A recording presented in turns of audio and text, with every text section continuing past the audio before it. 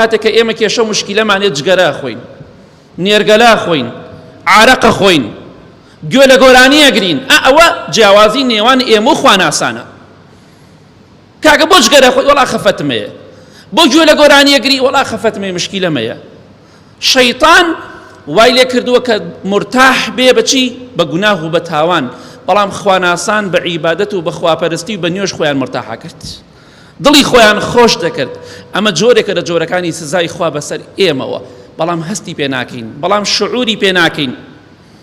وایە هەمومان خوا سزامانی داوە، بەڵام هەستی پێ ناکەین، ئیلا کەسانێکی کەممان نەبێت. سزا تەنها جەهەنم نییە، سزا تەنها ئەو نییە خوای گەورە بەردبارێنە بەسەرتا. فەرمووی هەست ناکەی چێژ لە عیبادەت و خواپەرستی ناکەی، نوێژ دەکەین نازانین چەند کات نوێژمان کردو. پێغەمبەری خوا صلی الله علیه وسلم دەیفەرموو بلبیلەی چاوم، گلێنەی چاوم نوێژە، و دەیفەرموو ئەی بیلال هەڵسە بانگ دە و قامەت کە با دڵمان مرتاح بێ، با ئیسراحەت کەین، بەڵام ئێمە دەڵین با لە کۆڵی کەینەوە، با نوێژەکە لە کۆڵ کەینەوە. ئەوە هەست بە عیبادەت و خواپەرستی ناکەین. ئافرەتێکی ئیماندار و خواناسە بوو لە شاری بەسرا، کچێک بوو تازە پێ ئەگەیشت، زۆر ئیماندار بوو، بەناوبانگ و لە عیبادەت و خواپەرستیە. کاتێکە لە سەرمەرگا بوو ئەگریا، دەیان فەرموو بۆچی دەگریت؟ دەی فەرموو خۆڵدام ئەپۆشێ، خۆڵ لاشەمدا ئەپۆشێ، بەڵام تێرم لە عیبادەتی خوا نەخوارد. ئێمە بێزارین لە عیبادەت، نوێژ دەکەین نازانی بۆچی نوێژ دەکەین، نازانین خوای گەورە بۆچی ئێمەی دروست کردووە. ئەوە سزای خوایە. ئایا لەوە گەورەتر هەیە؟ سزا لەوە گەورەتر هەیە کە تۆ نوێژ و عیبادەت و خواپەرستی دەکەی، بەڵام نازانی بۆچی کردوتە، دڵت لای نییە، قورئان دەخوێنی نازانی لەکوێ دەخوێنی لەکوێ ناخوێنی، نوێژ دەکەی ئاگات لە نوێژەکەت نییە، زیکری خوا دەکەی غافڵ و بێ ئاگایی. ئەمە جۆرێکە لە جۆرەکانی سزای خوا بەسەر ئێمە و بەسەر میلەتانی تریشەوە. ئەو عیبادەت و خواپەرستی کە دەیکەین هەستی پێ ناکەین، چێژی لێوەرناگرین، دڵخۆش نابین پێی. خواناسان کاتێک کە کێشە و مشکیلیان هەبوایە نوێژیان دەکرد، عیبادەتیان دەکرد، بەڵام کاتێک کە ئێمە کێشە و مشکیلەمانێت جگەرە خۆین، نێرگەلا خۆین، عارەقە خۆین، گوێ لە گۆرانی ئەگرین، ئەوە جیاوازی نێوان ئێمە و خواناسانە. کاکە بۆ جگەرە خۆی وەڵا خەفەتمەیە، بۆ گوێ لە گۆرانی ئەگری وەڵا خەفەتمەیە، مشکیلەمەیە.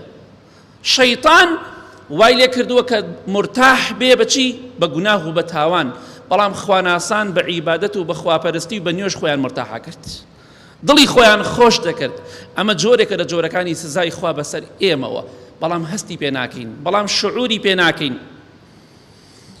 ئەو زانایە فەرمووی بەو پیاوەی فەرموو تۆ دەڵی خوا سزامانی نەداوە، چۆن خوای گەورە سزای من و تۆی نەداوە؟ باش ئەوە نییە کاتێک کە عیبادەت و خواپەرستی ئەکەی بە قورسی ئەیکەی، قورسە بەلاتەوە. خوای گەورە دەفەرمێ وئیذا قاموا إلى الصلاة قاموا كسالى، خوا بمان پارێزێ. منافقەکان کاتێک کە هەڵ ئەسن بۆ نوێژ زۆر بە تەمبەڵی هەڵەسن، بێتاقەت، بێزار، ئەبینی هەتا بانگ دەخەڵ نایە بۆ جومعە، بێزارە، بێزار، تاقەتی نییە بۆ بێ مزگەوت، توش بووە. هەڵسانی بۆ عیبادەتی خوا بە قورسیە، بە گرانیە. ئەمە جۆرێکە لە جۆرەکانی سزای خوا.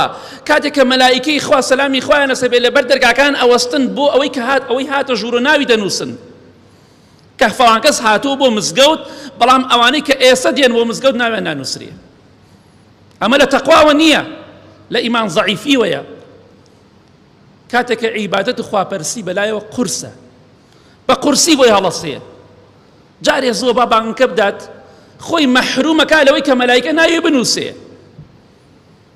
ئەمە جۆرێکە لە جۆرەکانی سزای خوای گەورە بەسەر ئێمەوە. ئەگەر هەستی پێ بکەین، سزا لەوە گەورەتر هەیە کە ئینسانی وایە لە 100 جومعە جارێ مەلایکە ناوی نانووسێت. کاتی دێ بۆ مزگەوت مەلایکە کتابەکانیان کۆ کردوتەوە بەداخەوە، باش هەتاکەی بە خۆماندا ناچینەوە. پێغەمبەری خوا صلی الله علیه وسلم باسی ئینسانی خراپ و باش دەکات. هەر ئەوەندەی کە ئینسان ناو قەبردا جوابی مەلایکەی دایەوە دڵخۆشە بێت، ئەو کاتەشی کە پەنا بەخوا جوابی مەلایکەی نەدایەوە ئەو کەسانەی کە جوابی مەلایکە نادەنوێکی لە سیفەتەکانیان ئەمەیە. براکانم خوشکە بە ڕێزەکانم، بەخوا مردوەکانمان خوالیان خۆش بێ هەمویان بەهەشت و جەهەنەمیان بینیوە، چونکە پێغەمبەری خوا صلی الله علیه وسلم باسی دەکا ئەفەرمی ئەو کەسەی بەهەشتی بێ جێگای خۆی لە بەهەشتا بەیانی ئێوارە پێشانەدەن، ئەڵێن فڵان کەس ئەگەر چاک نەبوویتە ئەمە جێگای تۆ بوو لە جەهەنەمە، ئەوی جەهەنەمیشی پێشانەدەن. ئەوەشی خراپ بێ جێگای خۆی بەیانی ئێوارە لە جەهەنەمە پیشان ئەدەن، ئەڵێن فڵان کەس ئەگەر چاک و خواناس بوویتە ئەمە جێگای تۆ بوو لە بەهەشتا. بۆیە مردوەکانمان هەمویان بەهەشت و دۆزەخیان بینی وە خوالیان خۆش بێ، پێشانیان دراوە، هیوادارم بەهەشتی بن ئینشاءڵڵا. خۆزگایەکێک لەوانە زیندوو بوایەتەوە هەنێ پرسیاری ناوگۆڕمان لێ بکردایە، خوا حاڵت چۆنە، بەهەشت چۆنە، دۆزەخ چۆنە، یەک تۆزێ بۆمان پێ ناسەکە. هەر ئەوەندەی کە ئینسان جوابی مەلایکەی پێ نەدرایەوە. پێغەمبەری خوا فەرمێ صلی الله علیه وسلم کاتێک کە زانێ کەسێک دێ بۆ لای شکڵ و شێوەی مرۆڤ لە ناو گۆڕدا، ئەمە دوای چەند دەقەیەک کە نێژراوی، هەر ئەوەندەی کەوتە نازانم چیە پەروەردگارمە، هەر ئەوەندەی کەوتت نازانم چیە پێغەمبەرمە صلی الله علیه وسلم، هەر ئەوەندەی وتت نازانم چی دینێکم هەیە. ئەفەرمێ کەسێک دێ بۆ لای دەم و چاوێ زۆر ناشرینی هەیە، ترسناک، جلێ ناشرینی لەبەردایە، زۆر ناشرین، بۆنێکی زۆر پیسی لێ دێت، دێ بۆ لای ئەڵێ جەزاکە الله شەڕەن، خوا پاداشتی خێرت بداتەوە بە شەڕ و بە خراپە. تۆ کەسێک بووی كنت بطيئا عن طاعة الله سريعا في معصية الله فجزاك الله شرا. تۆ کەسێک بووی لە دنیادا لە بەرامبەر عیبادەت و خواپەرستیە خەمسارد و تەمبەڵ بووی، سست بووی، بۆ گوناه و بۆ تاوانیش سەریع بووی، ئازا بووی، دەی خوا پاداشتی شەڕت بداتەوە. ئەڵێ تۆ کێی؟ ئەڵێ من کردەوە خراپەکانی تۆم لە دنیادا، خراپەکان کە کردت ئەوە تا بۆتە بەڵایەک بوت. ئەها هەر کەسێک سارد و سڕ بێ، خەمسارد بێ، تەمبەڵ بێ لە عیبادەتە، هۆکارێکە بۆی کە لەناو قەبردا عەزاب بدرێ و زمانی لاڵ بێ، جوابی مەلایکەی پێ نەدرێتەوە. بۆیە خەمسارد مەبە لە عیبادەت و خواپەرستیە، گەرم و گوڕ بە، تەمبەڵ مەبە، تەوەزەل مەبە. ئەوە سزای خوایە، ئەم سزای خوایە کە بەسەر ئێمەوەیە کە ئێمە عیبادەتی خوامان پێ ناکرێ، لەناو جەهەنەمە پەنا بەخوا نوقممان دەکا و لەناو گۆڕیشا زمانمان لاڵ ئەکا بۆ جواب ئەوەی کە جوابی مەلایکە نەدەینەوە. ئەمە سزای خوایە لە دنیا پێش قیامەت. اللهم اغفر للمؤمنين والمؤمنات والمسلمين والمسلمات الأحياء منهم والأموات من أهل السنة والجمعة والجماعات. يا ربي خوايا شفاينا خوش كان من بدي بتايبتي أواني داوي دعاء خيان كرتوا. يا ربي خوايا هي مني وآرامي ولاتا كمان بباريزي خوايا جانواما ليبكي رزا دايك باوك من بقرين يا رب العالمين. آمين آمين آمين. وصلى الله على محمد وآله وصحبه أجمعين.